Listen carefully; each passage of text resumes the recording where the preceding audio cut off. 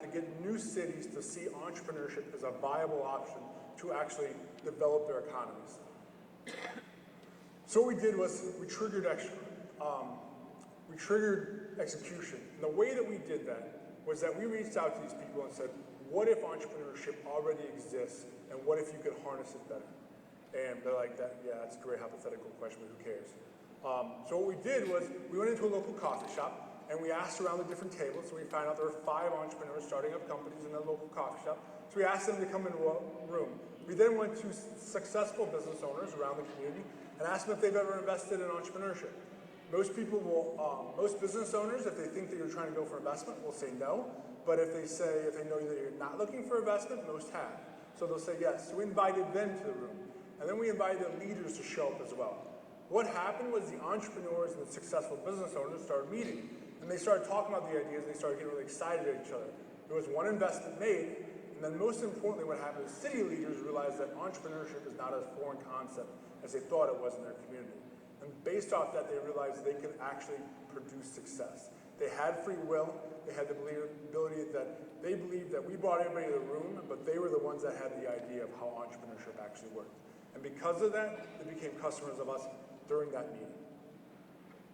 So the key is basically to understand people. If you can understand how they develop, how they build, what they think about, what they don't have, what they need, it's very easy to start triggering them. For me, I actually have used this multiple times. I've created multiple businesses that basically start up and built these kind of things using context. Right after we used this, right after we kind of figured out this concept, we wanted to see if it could work. We wanted to see how well it could work.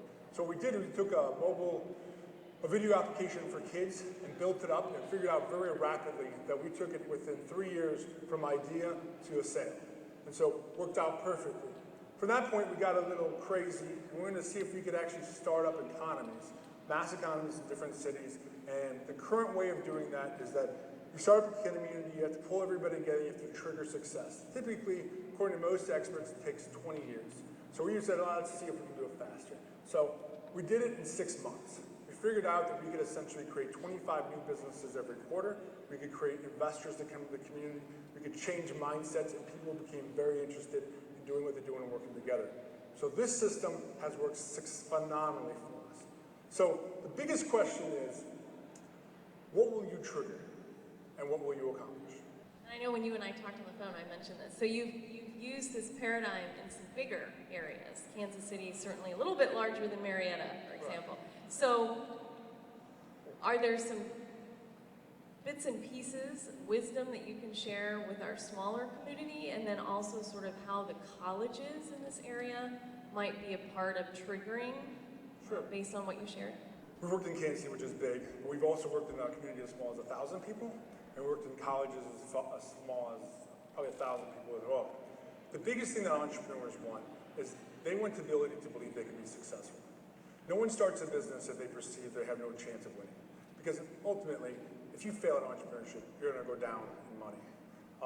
It's funny, when I first started, I was like, I either want to be $1 million, want to be a millionaire. Either up or down, but I'll take a millionaire. And I made the down first, which was, once you get there, you're like, this is not as cool as I thought it was going to be. And then the lessons that you tell about that is only so cool for 60 seconds, but then you have $1 million in debt. But the biggest thing that you want for entrepreneurs is they want to believe they can be successful. And so if you can show them that you have the resources, the people, the investors to help them, but more importantly, they need the sequential learning to know how to succeed. And what's interesting is that we go around the country and talk about entrepreneurship. Most places that do entrepreneurship, they tell them the answer, which is hilarious because no entrepreneur starts their business to be told what to do. We just don't. That's not interesting. And so then when you go into classes, they tell you the answer, which means that every entrepreneur is thinking, oh great, here it is again, I don't care. You mean, let me look at my PDA or anything that I can do to pass this time. You mean, because I really don't want to be a jerk right now. And so the biggest thing that entrepreneurs need is they need the sequential pathway. So don't tell me the answer, but tell me what to do. So most people don't know how to evaluate the market. So we say, go out, interview 30 people who don't know, tell them about your product. If they like it, ask them how much they pay for it. Then ask them for the money. And if they don't give it to you, ask why not. And at that point, you start having learnings. And if you get those sequential learning steps, then entrepreneurs feel like they're always in control and can systematically develop. And And if you can bring the different resources in, bring investors when they're ready but know they're there, then people start to believe they have a rocking chance of actually winning, and more people will then jump in. Sir, my name is Aaron Gehrmann. I'm a PileBiz recipient. Marietta College sponsors PileBiz here on campus, which is basically a program that allows students, if they have an entrepreneurial idea, there's a competition that ensues, and if you win, you get $10,000 of seed money to start your own company. Sir, I read your book last year. Our past President Bruno gave me your book, and I studied that. And I've been working on another book by Larry Bosby called Execution. And many of your trends, what you talk about today, is similar to Larry Bosby's book. I've been reflecting on these for my own company, and I've been wondering one central question. One of the things that I have is I have one business partner named John Hinson, and 6 other people that work for me, all of which are trying to figure out ways of working for my company. But I know that my company is only going to be able to support 1 or maybe 2 people. What I need to do is trigger these students into finding their own ideas.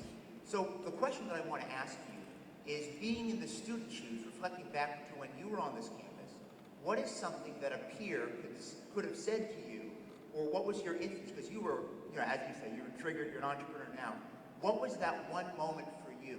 Because I need to try to do the same for my peers. So I can tell you what happened for me, and I can try to get to the question of how it worked for you. So before I got to Marietta College, I have about 6 learning disabilities, and so college was pretty much was not going to happen for me. I had a 2.4 GPA, so it wasn't exactly college material. And then just on a whim, I applied, and I was a rower, so that might have got me in a little bit as well. So by doing that, it kind of grandfathered me in. I don't even know if Gehrmann did this to me, but like, essentially what happened, what triggered me was I was kind of going through things, kind of feeling like I couldn't, maybe I wasn't good enough, I couldn't do it. I think Gehrmann, on one day when we were doing leadership, he told me I couldn't do it. And so I'm pretty sure he was doing it on purpose, but like, in that moment I didn't see it, and I was like, the flames just blew up. And so I was just like, really? You know what I mean? And so at that point, I don't think it's so much that I was thinking logically, but I was like, screw it, things I can and I do, then I win. And so then I started doing that things, and after a while, my first 4 companies were that way. You just kind of start triggering. I think the one thing that you can do with people is throw them into an environment where you give them the base tools, like give them 5 activities they can do, and then lock them out, but then give them a perk. Say, if you do this, if you can do these 5 steps, it's highly likely that you will find a market opportunity that'll help you join. And if you do that, then I'll help you. But if you don't, I am not going to ever help you again. And while that seems very vicious, people need a point which they need on the back. Most entrepreneurs that I know, the most successful ones, at some point they were pushed to a corner. I work with some of my board members are oil billionaires, and I always thought they just had the life, and they were all like living peachy and they have all these opportunities. But what I realized was every single one of them had a point where they were probably going to go broke, and they had to decide whether to fight or flight, basically give up and run away or figure it out and fight. So if you can trigger that atmosphere, that'll help people really figure out how to move forward. So I would say trigger the fight or flight, and then give them just enough motivation so they don't flight, but they actually fight it, and then give them tasks that they can do to succeed. Because when you trigger people, it seems like generally you have to give them enough motivation they feel they can succeed, but it's something they have to do to try to figure it out. And as soon as they start to do that sort of things, you start to interact with people. Like, I was naturally an introvert, so I was terrified of meeting with people, which is hilarious because I was like captain of the crew team. But at the same time, I knew my group, but nobody else. And after a while, I think it was my sophomore year maybe, Gehrmann was like, I bet you can't go out and meet people. And so I was like, screw that. So started doing that sort of thing. So I'm pretty sure he was triggering me the whole way through college. But yeah, it worked. Yeah, I'm not complaining. And so because of that, it systematically helped me meet new people, and then you start finding opportunities. So that's what I think would be my advice. Thank you. Thank you.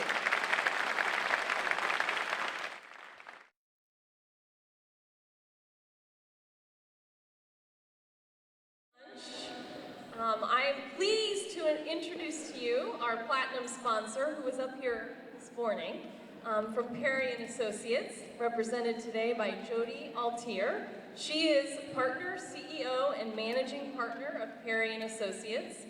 She manages 3 offices in West Virginia and Ohio. Her company is 100% women-owned small business. Yeah! And she has positioned Perry & Associates as one of the top accounting firms in West Virginia, in Ohio, and in Maryland. Recently, she added a separate division to her company called Perry Forensic Investigations, which provides forensic services nationwide for government agencies, police forces, attorneys, and federal investigators. Before moving to Marietta, she worked at PricewaterhouseCoopers. She holds 2 Bachelor of Arts degrees, one in accounting and the other in psychology. Wow, I love that. That's like really liberal artsy, and remember I'm from Marietta College, so that's awesome. She's a certified public accountant, a chartered global management accountant, and is certified in financial forensics. That's almost scary, financial forensics. Okay, she and Perry & Associates are the sponsors of this year's Entrepreneur of the Year Award. And I'm going to quote Jody. By definition, an entrepreneur is a person who organizes and manages any enterprise, especially a business, usually with considerable initiative and risk. Part of the mission and purpose of Perry & Associates is to be that helping hand to entrepreneurs. So this is why Perry & Associates and Judy Altier is extremely proud to be able to honor a leading entrepreneur in our region in the Mid-Ohio Valley. And so now I'm going to turn this over, the drums, right? Let's make the noise. Here we go. Let's find out who it is. What an introduction. It's our privilege to be selected as the platinum sponsor for the first Mid-Ohio Valley Entrepreneur Expo. We have tremendous respect for Marietta College and are thrilled to be involved in a collaboration between the college and local businesses. It is my honor to get to award the Entrepreneur of the Year.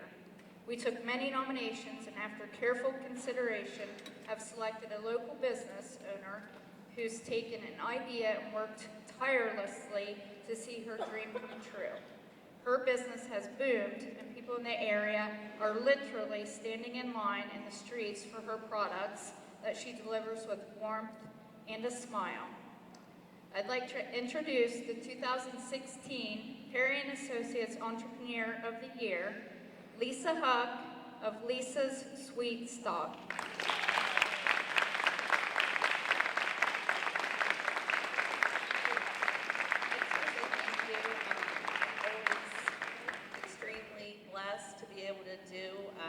What I do every day.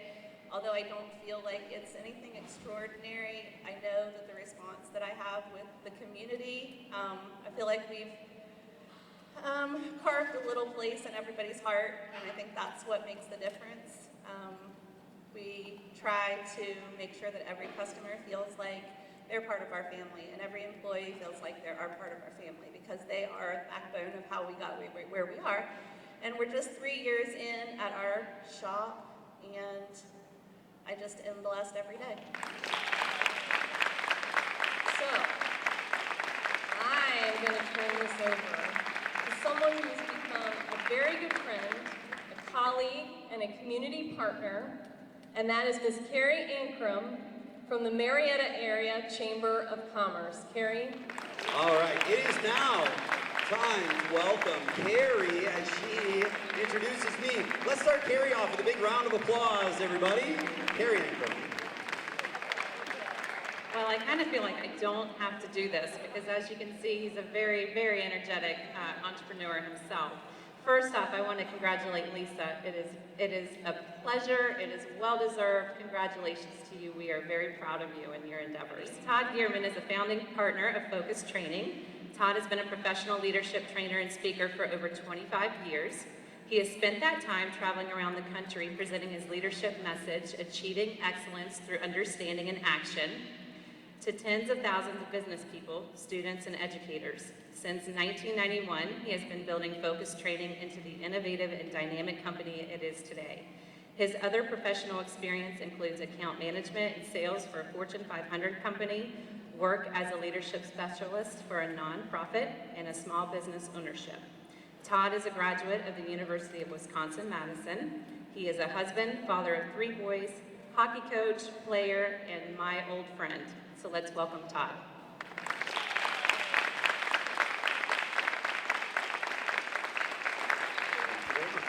Nicely done. Hello, everybody. As Carrie said, my name is Todd Gehrmann. I am excited to be here with you today. I've traveled from Milwaukee, Wisconsin, and I have a message I'd like to share with you, but it is after lunch, and there's something that I believe in, and I think you probably believe in it too, that motion creates emotion. Will you say it back to me, please?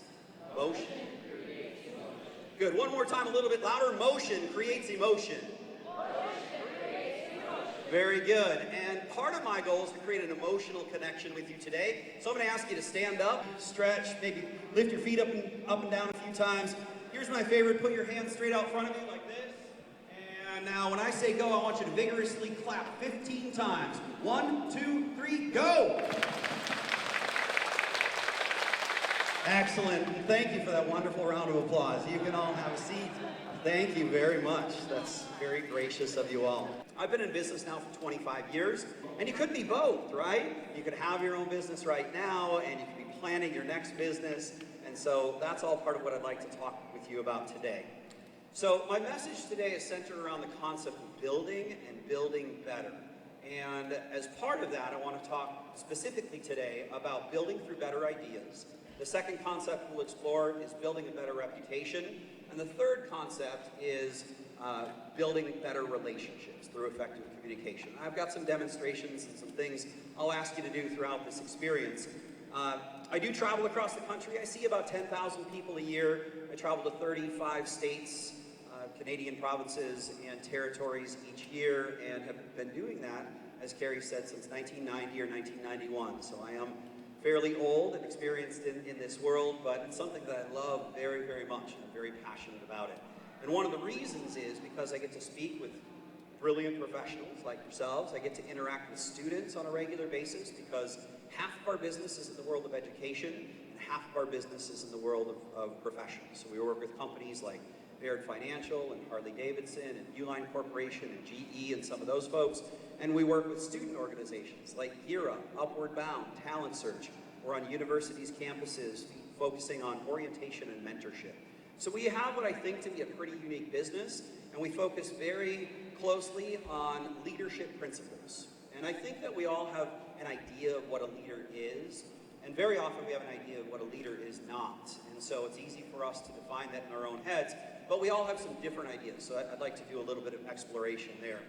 Now, I'm going to teach you something that I teach every audience I work with, and it's real quick and it's real easy. My name is Todd Gehrmann. I'm from Milwaukee, president, founder, and CEO of Focus Training, but I like to use a nickname. I find it to be much more fun and interactive, and so if you come to my sessions later today, or if I see you at any point in our lives in the future, I'm going to ask you to use my nickname rather than my actual name, or rather than raising your hand for a question. So my last name is Gehrmann. My good friends call me Gehrmann, and my new friends, that would include all of you except for Carrie. She's my old friend. Not old, longtime friend. There we go. And my nickname is a variation of my last name, and it is very simply Ger. So I'm going to teach you how to give me a good Ger. I need you all to lean forward in your chairs just a little bit towards me. I'm going to ask you to give me one of those bodybuilding moves. Put your arms like that. Your shoulder muscles pop out. And now show me your teeth. And on the count of 3, like you're a grizzly bear, I want you to say Grr really loud. 1, 2, 3. Grr. Very good. So that's who I am. I don't respond well to Mr. Gehrmann or a hand raise. I'll just give you a high five. So if you have a question, I will come running or waddling over as quickly as I can, answer it for you if you give me a good Grr. And here's what I need from you, a commitment.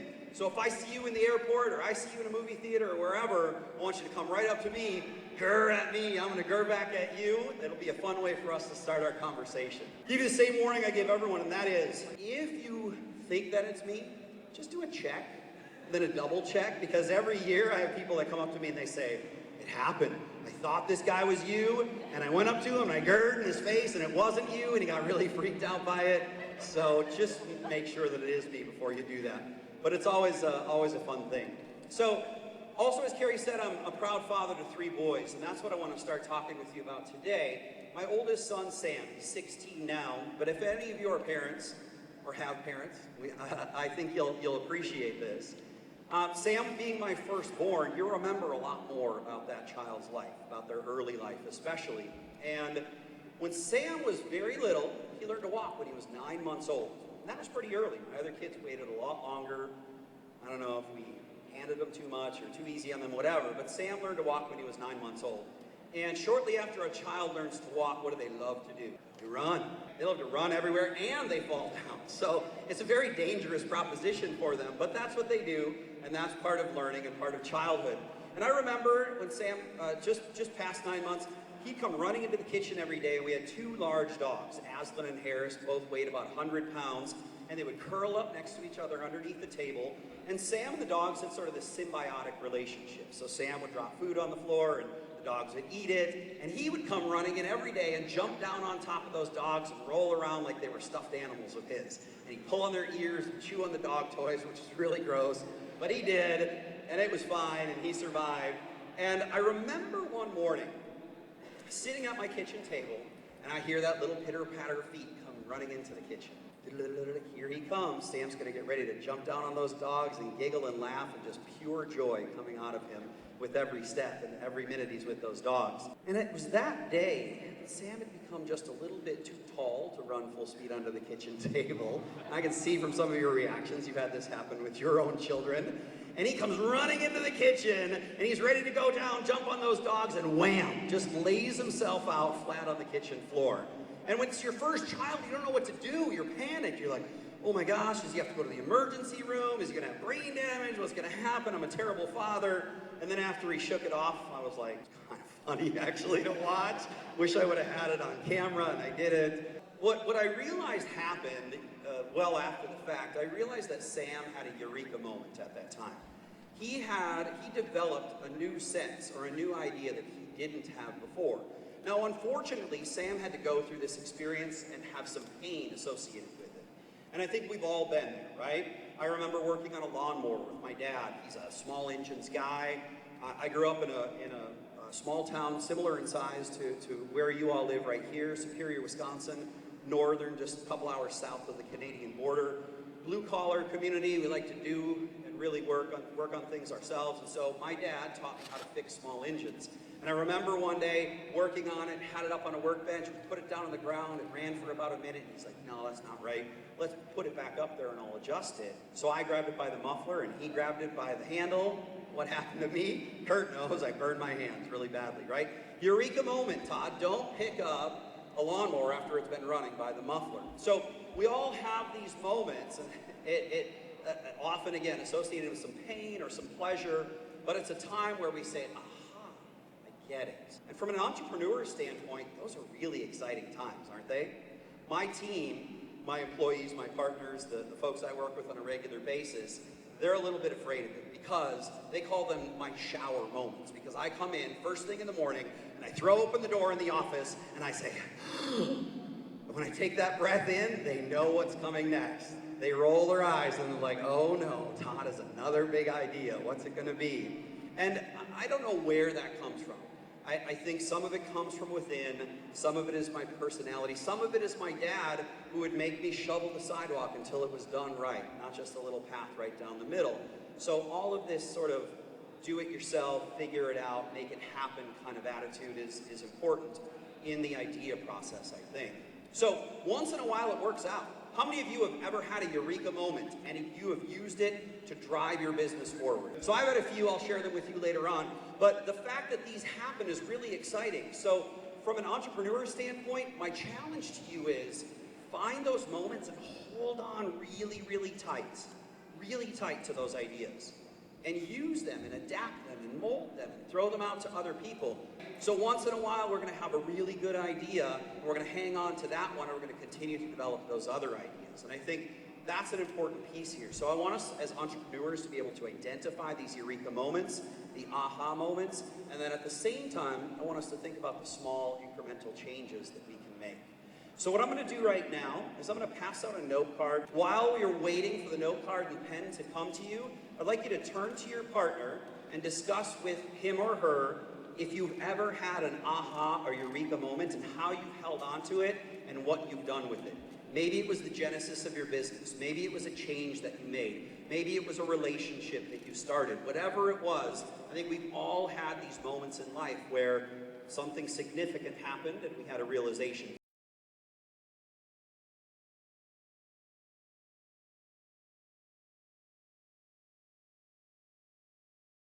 So, I talked about the importance of the eureka moment and hanging on to it, identifying it. Sometimes we have to look back. We don't know that it's a eureka moment at the time. And so I think reflection is an important part of being a successful entrepreneur. We're forward-looking people, aren't we? We tend to say, the future is better. I'm going to make it better. But every once in a while, it's really worth it for us to look back. I remember vividly standing in a Walgreens with my business partner 17 and a half years ago. And we were looking at the shelf and saying, can we afford the 4-pack of toilet paper, or can we go crazy and buy the 12-pack of toilet paper? I remember this conversation. I remember the day that the water bubbler got put into our office, and that was, we made it. We have bottled water in our office. That's a really exciting point. And so I look back on those times, and I try to learn some lessons from them, and at the very least, I look back and I'm thankful for where we are now in the business and what we've been able to do, because we don't have to think about the 12-pack of toilet paper anymore. We're focused on whether we have time to work with Harley-Davidson or GE and who we're going to assign to that program. So it's a very different place. However, we're true to who we are. So the other side of the equation is something I want you to write down on here, and this is a thought exercise. So what I'm gonna have you write a number down on your note card, and here it is. If you were able to fold that note card in half on itself again and again, 100 times. Now I know some of you are like, I know that's a trick, Gary. You can only fold it 7 times. I read the internet, right? Come on. It's actually proven you can do more. Guinness Book of World Records will say so. 100